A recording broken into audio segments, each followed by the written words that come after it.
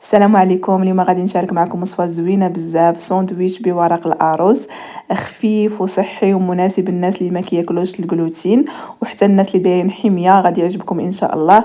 اللي باغي يطيح الوزن فهذا خيار انسب. كنعرفوا باللي ان ورق الأرز ما فيش سعرات حرارية اللي طالعة مقارنة مع الخبز العادي، لان ورق الأرز فيه ما بين 30 و 40 سعرة حرارية، بينما قطعة الخبز وحدة راه كتوصل حتى ل 150 سعرة حرارية. اذا حنا واخا غنديرو في هذه الوصفة 4 ديال الورقات ديال الأرز راه ما غنوصلوش للقطعة ديال الخبز. اذا غنخليكم مع المقادير. غادي نحتاجو في هذه الوصفة هذه 2 بيضات، يعني غادي نديروهم كاملين بالبيض والصفر ديالهم. غادي نديرو رشة ملح، قليل من الملح ما تكثروش. وغادي نديرو بودرة البصل حتى هي ما نكثروش منها شويه. بودرة البصل اختياريه كتعطيها واحد الطعم حتى هو زوين. وغادي نزيدو البودرة ديال الثوم. انا هنايا البودرة ديال الثوم ها نتوما شفتوا شنو طرا ليا، دونك راني بقيت كنحيدو بالمعلقه، بقيت كنقص حتى حيدته. غادي نديرو حليب نباتي اولا حليب خالي الدسم، على كل واحد شنو داير في الحميه ديالو. اذا غادي نشد ورق الارز وغادي نحطو في داك الخليط اللي صايب ديال البيض والحليب.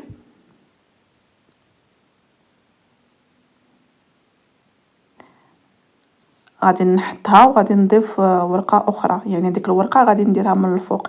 يعني في هذه الوصفه غنحتاجو 4 ديال الورقات ديال الارز. غادي نعاودو نفس الطريقه بالنسبه للورقه الاخرى، ولكن غنديرها في الجهه الاخرى، يعني ماشي غنديرها فوقهم، يعني جوج ملاصقين. ها هي الثانيه غادي نلاصقها مع ديك الاولى كما كتشوفوا.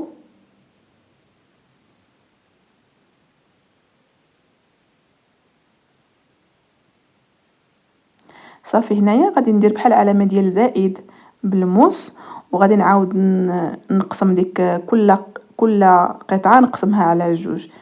يعني ها نتوما كما كتشوفوا علامه ديال زائد، ومن بعد غادي نقسم كل وحده غير باش ندير واحد الثقب في الوسط بحال هكا بحال الشمس.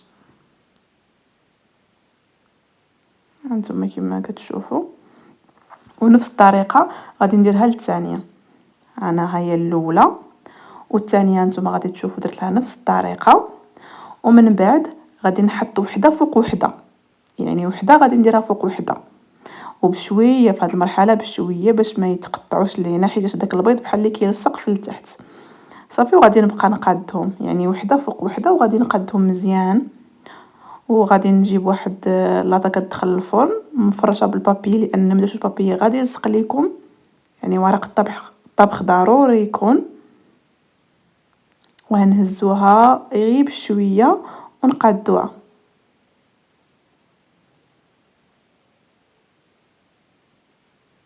في هذه المرحله راني كنقادها مزيان، حتى في الوسط راني كنقادها هانتوما كما كتشوفوا. من بعد غادي نضيف ليها الزنجلان اختياري، هاهي للتزيين فقط. هاهي الخبزه ديالنا وجدات. بالنسبه للطياب ديال الفرن غتخليوها ما بين 15 حتى 20 دقيقه على عافيه مهيله. ممكن انكم طيبوها في الاير فراير، من الاحسن كاع في الاير فراير تسهل عليكم الامر. من بعد غنشد الخبزه وغادي نقسمها بالمقص، يعني غادي نقسمها على جوج، وغنبقى نحلها بشويه باش ما تهرش. يعني حاولوا عليها في هذه المرحله هذه. مهم غادي نبقاو نحلو بالمقص، وانا راه كملت بالموس وحليتها بشويه بشويه نتوما كما غادي تشوفوا. من بعد غندهنها اما بجبن نباتي اولا حيواني على حسب نتوما في النظام ديالكم شنو دايرين. انا دهنتها بالجبن هنايا. من بعد غادي نعمروها باش ما بغينا. انا كان عندي واحد جاج ديال الطاجين كاين، المهم فتتو بحال هكا. داك البيض اللي كان شاط ليا طيبته ومطيشه، ولا عندكم الخس زيدوه. ممكن انكم ديروا الطون اللي بغيتو، باش ما بغيتو تعمروها غتعمروها. اي حاجه بغيتو ديروها فيها ديروها، ومن الاحسن نكثروا فيها البروتين، كثروا فيها البيض، البيض والدجاج باش ما يجيكمش الجوع، وراها خفيفه بزاف وما فيهاش سعرات حراريه طالعين، مناسبه للحميه. صافي دابا ديك الغطايه ديالها غادي نديرها من الفوق، هانتوما كيما كتجي، وراه كيجي مقرمش، راه كيجي رائع وخفيف بزاف. يعني الا بغيتو تبدلوا ممكن انكم ديروا هاد الوصفه هذه. وورق الارز راه خصو يطيب باش يعجبكم، راه الا كان ما طيبش مزيان راه ما غاديش يعجبكم. كنتمنى ان الفيديو ينال الاعجاب ديالكم، ونتلاقاو في فيديو اخر ان شاء الله مع وصفه اخرى بدون جلوتين.